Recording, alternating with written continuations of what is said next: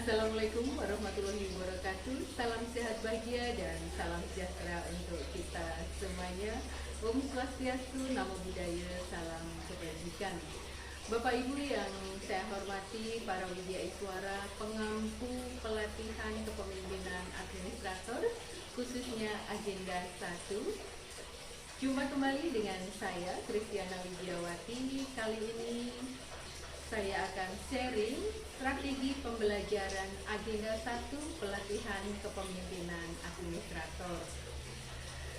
Dasar hukum di sana tentunya ada Undang-Undang Nomor 5 Tahun 2014 tentang ASN.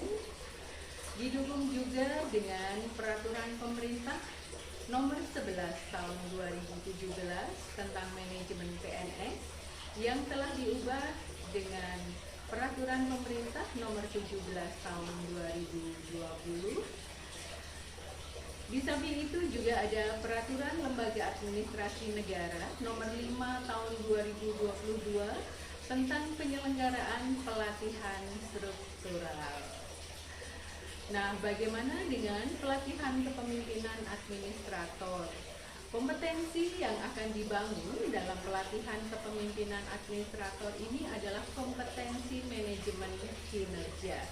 Sehingga setiap pemimpin dituntut untuk melakukan perubahan dalam manajemen kinerja yang pada tahap selanjutnya akan membawa perubahan dan percepatan dalam pelayanan publik. Nah, siapakah kepesertaan dari pelatihan kepemimpinan administrator ini? Ya, tentu saja para pejabat administrator. Kalaupun jabatan fungsional berada pada tingkatan madya. Apakah diizinkan jika pejabat pengawas? Tentu saja sesuai dengan aturan, ya. Namun pada tingkatan penata atau 3C. Dan kemudian bagaimanakah dengan model penyelenggaraannya Bapak Ibu? Untuk model penyelenggaraannya dengan cara blended learning sesuai dengan Peraturan Lembaga Administrasi Negara Pasal 11 dan 12 dari Perlan Nomor 5 Tahun 2022. Dan blended learning ini secara total ada 908 jam pembelajaran atau setara dengan 105 hari pelatihan. Diawali dengan pembelajaran mandiri atau self-learning, dilanjutkan kemudian dengan e-learning selama 102 jam pembelajaran. Setelah e-learning, para peserta akan membangun komitmen bersama selama 27 jam pembelajaran. Dilanjutkan kemudian dengan pembelajaran klasikal selama 151 jam pembelajaran. Nah, setelah klasikal tahap 1 ini, para peserta akan melaksanakan studi lapangan.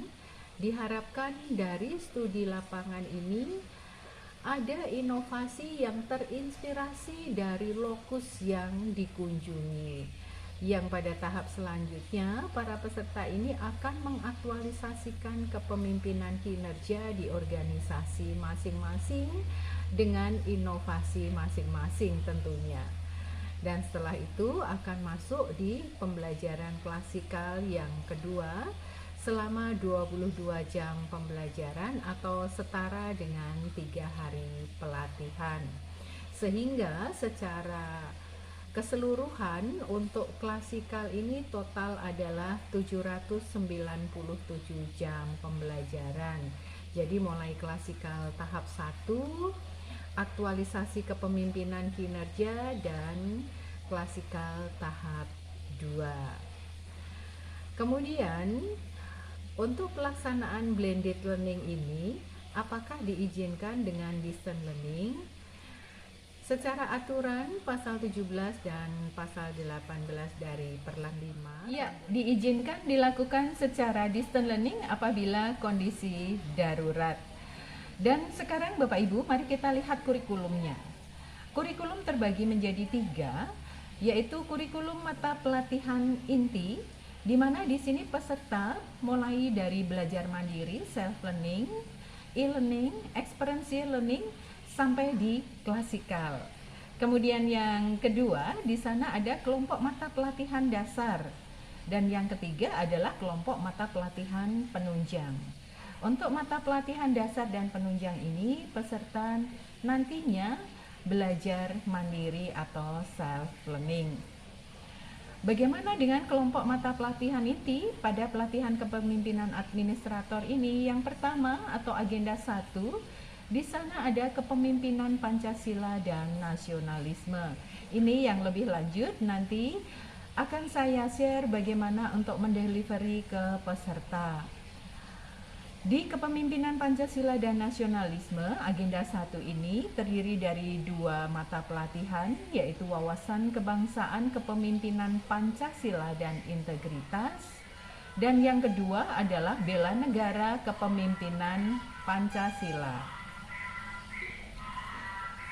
Untuk agenda 2, kepemimpinan kinerja, di sana ada 4 materi, dan yang ketiga manajemen kinerja atau agenda 3 terdiri dari 7 materi.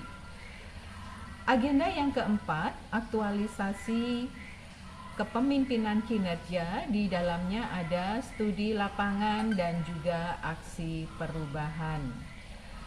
Nah, Bapak Ibu semuanya, bagaimana saat peserta melakukan pembelajaran mandiri? Tentunya di sana peserta diminta untuk membuat IC yang nanti akan digunakan sebagai topik pembelajaran dan akan dibahas bersama saat ketemu dengan Widya Iswara pengampu pada saat e-learning. Tentunya ini menjadi bagian dari penugasan individu.